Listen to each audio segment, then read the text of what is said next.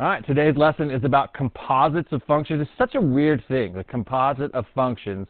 So you got all these functions. You could have many of them. Here's f, here's g, here's h, whatever. And they got this wacky little symbol right here, which gets mistaken for a multiplication dot all the time.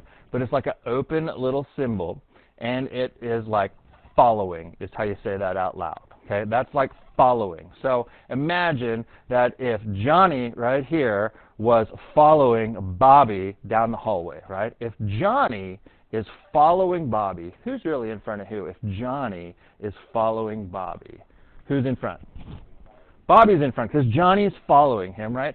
This says f following g of -2, which we just got to get the order down. If f is following g, right? F is following g, who's really coming first? If f follows g, who comes first?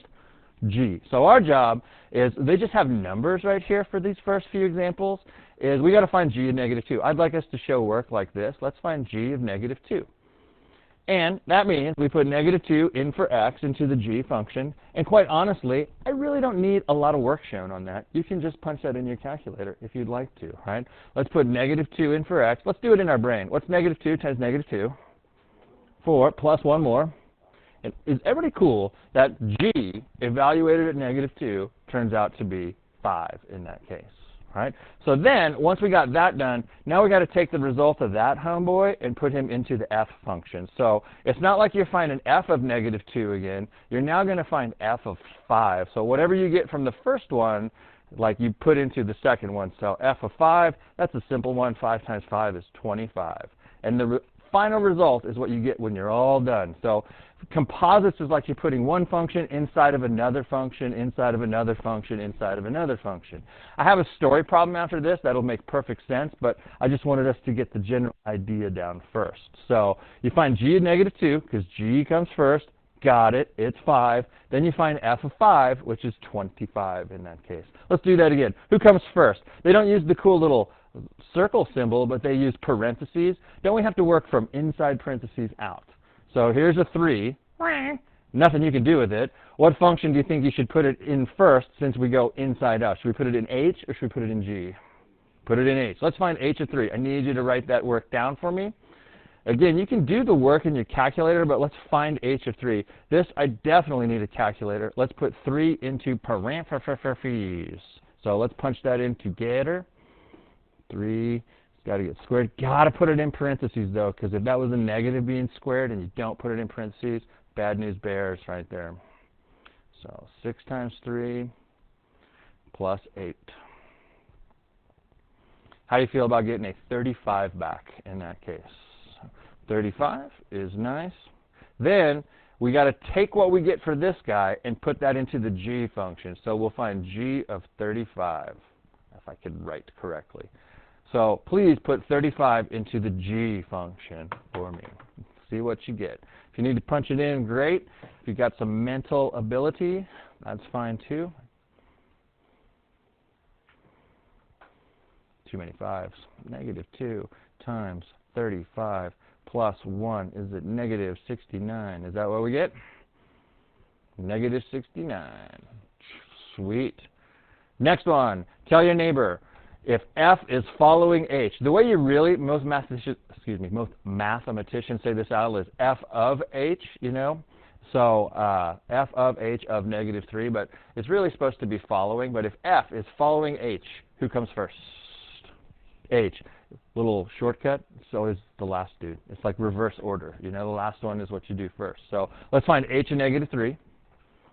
And I'm going to pause the video and let you guys punch that in, h of -3. And I got it punched in, and I punched it in 2 different ways. You'd think they'd be the same thing, but they're not even close to the same thing. One of these is right, one of these is wrong. Which one of these do you feel is the correct one, the top one or the bottom one? Bottom one, because you put the negative number in parentheses, and a negative number getting squared turns out to be positive. If you don't tell your calculator that, this is going to make this a -9 when it's supposed to be a +9 in that case. So use parentheses. So we got -1 back, and now we got to put -1 into the f function. So f of -1, I want you to write it down so I see what you're doing, but you can definitely do that mentally, and isn't that totally -5 in that case? Cool. So last one, I'll let you pause the video. Find h of g of 4. Realize you're working inside out. All right, so I found g of 4 to be -7 and put that into the old h, into parentheses, and got a 15. So pretty weird, you know, but let's do a story here real quick and see how these things really make sense. With the story, I think you'll kind of get what it's all about. So Discount Dreyer's factory outlet is having a major sale, guys. It's almost the end of summer, so Discount Dreyer has marked all his Speedos down at 60%. Hope you know what a Speedo is, but he's got to get rid of them. So check this out, though. They're going to ask us later to write these discount formulas and stuff like that. If it's 60% off, right, if it's 60% on sale, then what percent will we pay? You know, if they're taking off 60%, we will pay 40%. Can you kind of see where that came from? Like, the discount formula is 0.4 instead of 0.40 times whatever the original price was. So if you save 60%, you're going to pay 40%. So that's the formula, the discount formula for the cost of the Speedo. Monty really has his eye on a nice pink Speedo, so he's excited for the sale. The original cost of the Speedo was $25. Amante will also have to pay 8.75% sales tax on his purchase. So here's the tax formula, right? You know, you change that 0.875 to a decimal, but you got to pay more than 100%, right? So it's this number right here. What is the correct composite for the price Amante will pay? So it doesn't get any more real life than this. You get a discount and you got to pay tax, you know? What happens first? Like if you was in the store yourself, do they make you pay tax first on the original price, then give you the discount, or do they make you do the discount first, then you pay tax on that? What do you think? Who comes first, the tax or the discount? Discount comes first. So look through these four choices, and let's see which one of those has the discount coming first. What does this guy have coming first? What comes first? Tax. They're going to tax it, then do the discount. Do we want that? Nope. How about this guy? What comes first? Discount, then you pay tax. Doesn't that work that way? That's what we want. Look at the other ones, though. This is pay tax on it, and then pay tax on it again. Would you believe that that would be really dumb? And then this would be the best. Here's a discount, and then get another discount in that case. And so would you believe that choice B is the correct multiple choice in that one? That's where the discount comes first, and then the tax. So let's find the price that Amante paid for the Speedo. First, what do we got to do, the discount or the tax? So let's do the discount of 25. Where did I get the 25 from? That's how much the Speedo was originally. So 0.4 times 25, because you're paying 40% of it.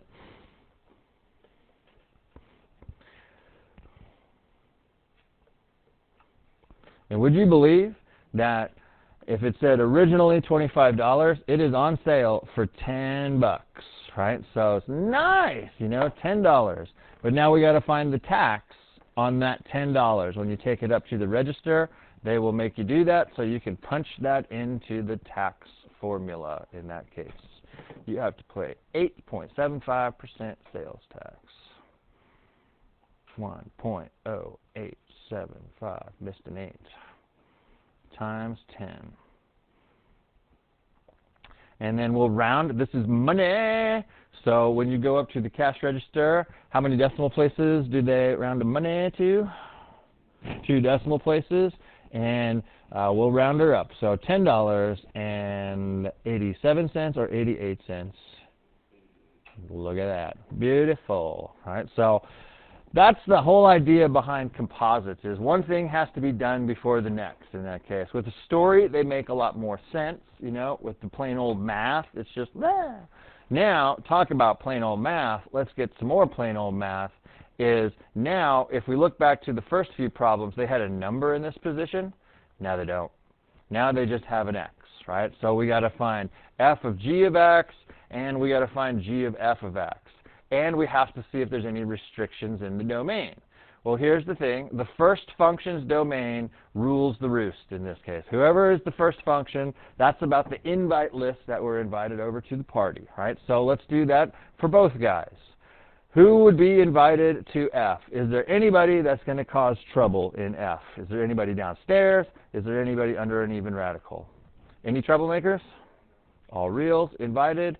How about G?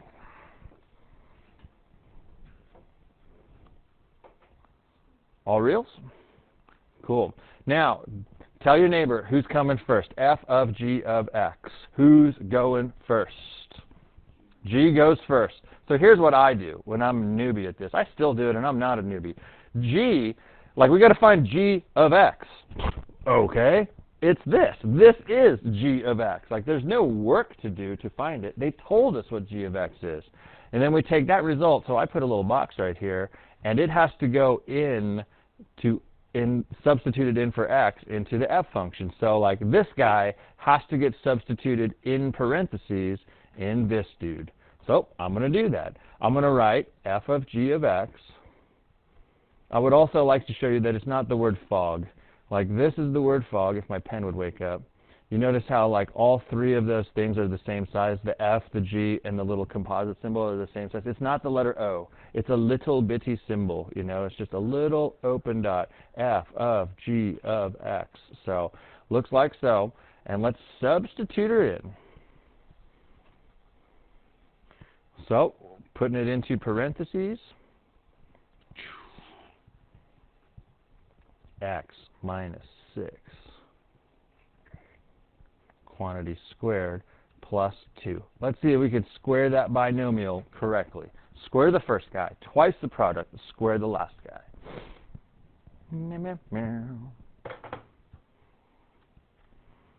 Square the first guy. The product of those is negative 6x, so twice that is negative 12x. Square the last guy.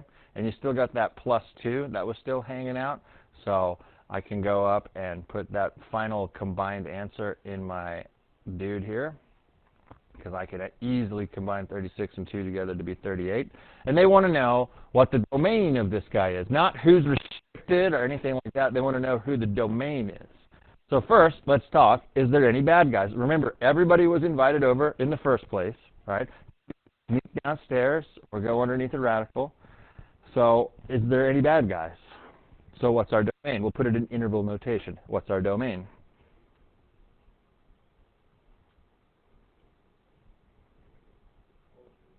There's no bad guys. So who you want? Negative infinity to positive infinity. Right? Cool. That was f of g of x. Now reverse, reverse, reverse. Let's find g of f of x. And I personally go back up to my original guys. The invite list doesn't change. Oops, I erased the problem. But now I'm going to do the reverse. F, this guy, meow, meow, meow, meow, has to go in for x into g, because we don't have any numbers. Before, we could like compute f of 5 or f of 11 or anything like that. Here they want us to compute f of x. Okay, it's x squared plus 2. That needs to go in for x in this guy, so x squared plus 2. Notice it was just an x. It wasn't being squared or cubed or have anything in front of it, so I don't need any parentheses. And there's a minus 6 there. Right, so the purple thing is f of x. It went in for x. And then you have to take away the 6. So that is x squared minus 4. Don't factor it. Don't do any of that. There's nothing that needs to cancel. You know, we don't have a fraction where we're trying to say, well, that's a difference of squares, sir. You know, there's no need to clean that up any further. Just realize who's his domain. Everybody was invited. Did anybody get kicked out of the party? So who's his domain? Please say all reals. Who's his domain? Thank you. Everybody's cool when you do that composite. Let's try again. Let's figure out who's invited to the parties. Check out F, check out G. Talk it out with your name. So everybody's invited to F's house. There's nobody downstairs or underneath a radical, and everybody's invited to G's house. That's nice. Who comes first? If F following G of X or F of G of X, who goes first? G. Let's take G and put him in for X everywhere. That's a tricky one that people ask good questions on. It's like, how do you know where to put him in for? He's got to go in everywhere. Just like if you knew G of 5 was 3, you put 3 in for both spots. So, yuck. What a mess here. So I'm going to write f of G of X equals, into parentheses, I am literally putting x squared. This guy went in there, right? And would you believe that that thing is getting squared also, right? So that's kind of weird. Plus 3 times x squared plus 1. And just check that out for a second. If we step back, if I change this back to red, which I was trying to do, would you see that this is almost the exact same thing as the original f, but where there was an x, we put x squared in its place instead. Now it's just cleanup time. What's x squared? Squared. What do you do with those exponents? Add them or multiply them? You multiply. I know in this case it doesn't matter because 2 plus 2 is 4 and 2 times 2 is 4, but in a general sense you multiply those together. So that's x to the 4th plus 3x squared plus 1. And we'll go put him up in here.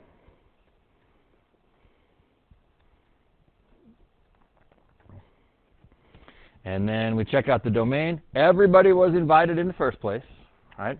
Nobody snuck downstairs when we this is the weirdest game of them all, you know, it's like we're doing the composite game. Nobody snuck downstairs underneath any even radicals, so the domain was still everybody. Let's see if we can set up g of f of x. Put f into g. Just set him up and we'll do the work together. Set him up. And since this has to go in for x into the g function, it's like you put that whole trinomial in parentheses and it's getting squared. So, yay! We get to square a trinomial. There is a shortcut. You have to be really good at Pascal's triangle to know the shortcut. And you're like, excuse me, what's Pascal's triangle? But there is a shortcut. Take calculus and you'll learn that shortcut. Let's not do the shortcut. Let's write him times itself. When you square somebody, take it times itself. So check it out. We're going to take 3 dudes times 3 dudes. Before we clean up any like terms, how many dudes should you get back? 3 dudes times 3 dudes is 9 dudes. So let's multiply that out. I like to stack these myself.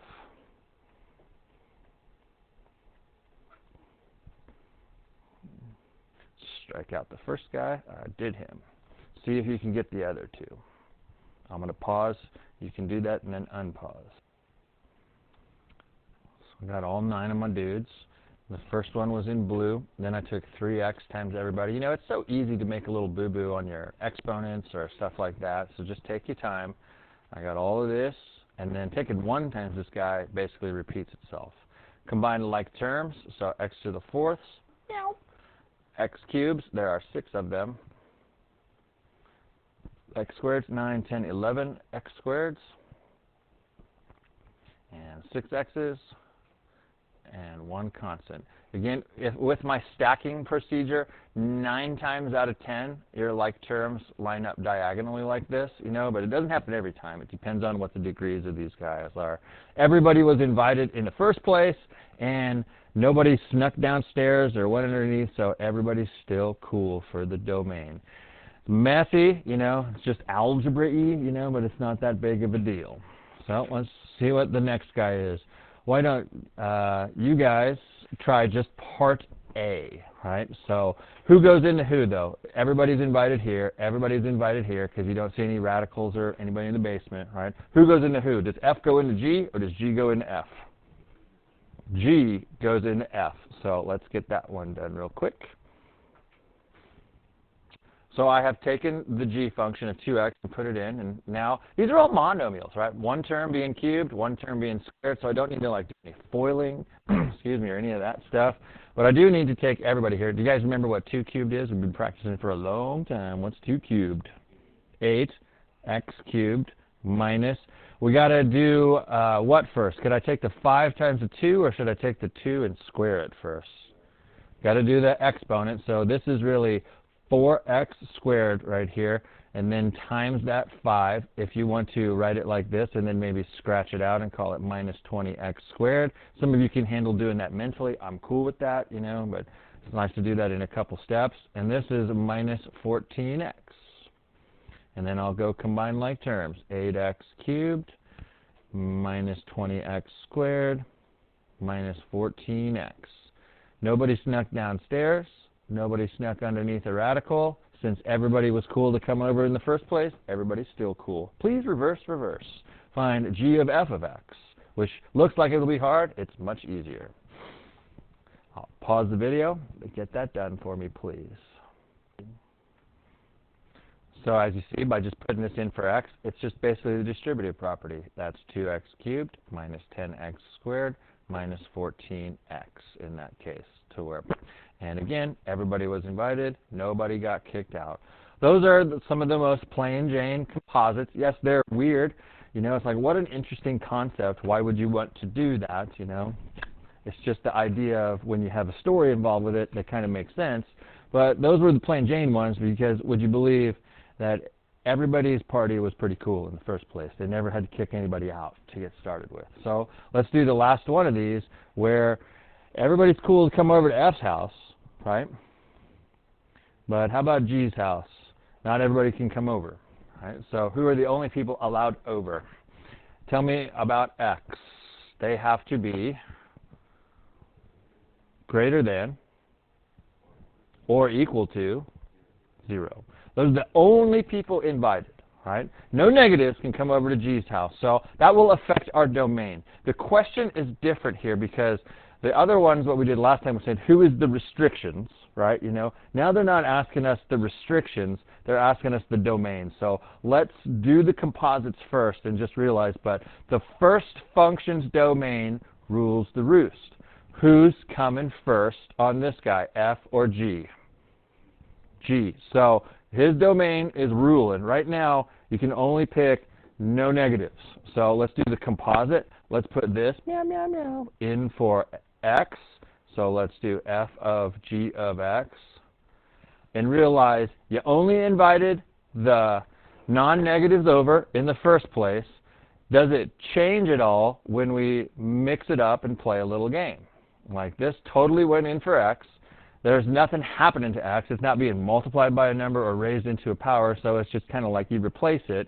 So this is the final answer when it comes to what the composite looks like. But we got to see if anybody else caused problems, right? We already kicked out all the negatives. When we did the composite, did anybody else cause problems in this case? Like, is this +2 affecting things? Or it's all about this not being negative. Did we do anything underneath that radical? Did anybody sneak under there? So nothing changes. Let's see if you can list the domain. Put this in interval notation instead.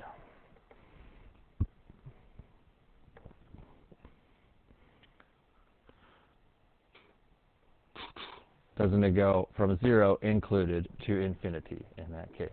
Let's do the old switcheroony around, but now F's domain rules the roost because it's like the first function rules. So F said everybody could come over. But that might change when we play the little game, right? So we got to see what happens. So G of F of X equals, we're going to put F into G, so that's got to go, let me erase for the visual learners. This has to go in for X, right? You can put them in parentheses if you like. So that goes in there. Is that cool with you? Like, whatever F was has to go in for X. X was underneath the radical. Sneaky stuff just happened, right? We just snuck underneath a radical in that, so some people are going to get in trouble. Even though this guy's domain ruled, right? Everybody was invited. It looks like we've got some sneaky sneakertons here to say, okay, we got to figure out who our domain is. If you need a little help figuring out your domain, you could always just take what's under the radical, regardless of what it is, and say it can't be negative. And remember, the way to say can't be negative is this, greater than or equal to 0. That's how you say can't be negative. And then solve for X. So isn't our only move to like subtract 2 over from that side. So X has to be greater than or equal to -2. This is our domain. Let's see if we can put it in interval notation. -2. Does he count or not count? He can be 0 because he's not in a denominator or anything like that, and go to infinity. So what's under the radical must be positive. This is the mathematical way to say you must be positive. You must be greater than or equal to 0 in that case. So then you end up solving for it. So yeah, watch out for those. The first function's domain kind of rules, but if there's more craziness, you know, after you put the composite together, you just kind of deal with it there. All right. Oh, sorry, I thought we had a story next. This is something that the ACT is big on. is seeing if functions are inverses of each other by using composites. This is a test question also, and I'll tell you straight up, there's a lot of people who do it wrong because they don't follow instructions. It's not like they're doing the inverse process wrong, but what some people do is they do the 4-step process on this, and the 4-step process on this, and the 4-step process on this, and the 4-step process on this, and then they could say yes or no. That is a way to do it. It's a long way to do it. To see if functions are inverses of each other, when they tell you to use composites, here's what we need. We got to do f of g of x, we got to get x back. If we do g of f of x, and we get x back, both times, they are inverses of each other. If you get anything else, no. So that's what this says. F of g of x is the same thing as g of f of x, and they both have to give you x back. That's it. If they both result in x, they are inverses of each other. So easiest way is to dive in and swim. Let's find f of g of x. Who goes into who? Does f go into g, or does g go into f? G goes into f. So take and put him into here. That would be x plus 9 minus 9. And let's clean that up. What does that clean up to be? So good, right? To see if they're inverses of each other, we must get x back. Both times, though. Just getting it once is not good enough. You must show the other guy, so I'm going to go right below it and do g of f of x. And if I get x back again, then, dude, these are inverses of each other. So now it's the old switcheroony. This f has to go in for g, so that is x minus 9 going in and a plus 9. And cleaning that up, doesn't that turn out to be x? Since we got x back both times, it's a yes or no question. They're asking us, are they inverses of each other? What do you think, yes or no? That is a yes, because we got x back both times. What I would like to do is preview the next one. We're going to do it again. We'll do the work. But before we do the work, I want you to tell your neighbor, what do you think, yes or no? Do you think these are inverses of each other? Did a little survey. About 3/4 of the class feel that yes, this is going to be inverses of each other. And some of them, the rest say no. So let's find out. We will do the work. Let's find f of g of x. I'll do it in blue to keep myself consistent. Let's find f of g of x. Who goes into who?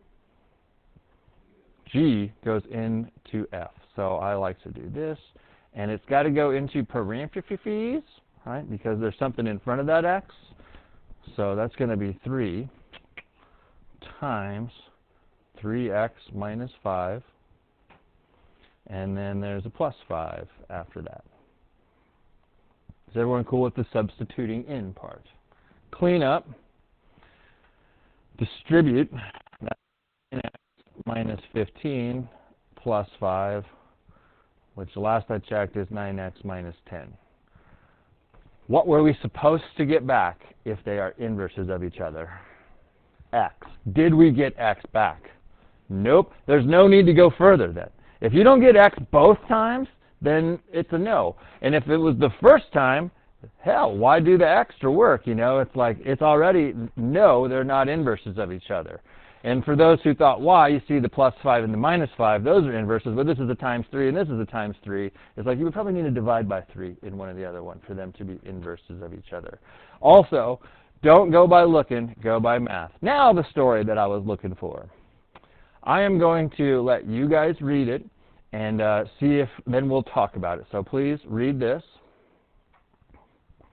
We notice there's a typo. You have a coupon good for $5 off the price any large pizza. So sorry for the typo.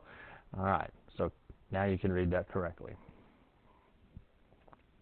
All right. So the cost of using the coupon will be C of x equals the price of the pizza, which they say x, take away 5. If we use the coupon, it's just here's the price of the pizza, take away 5.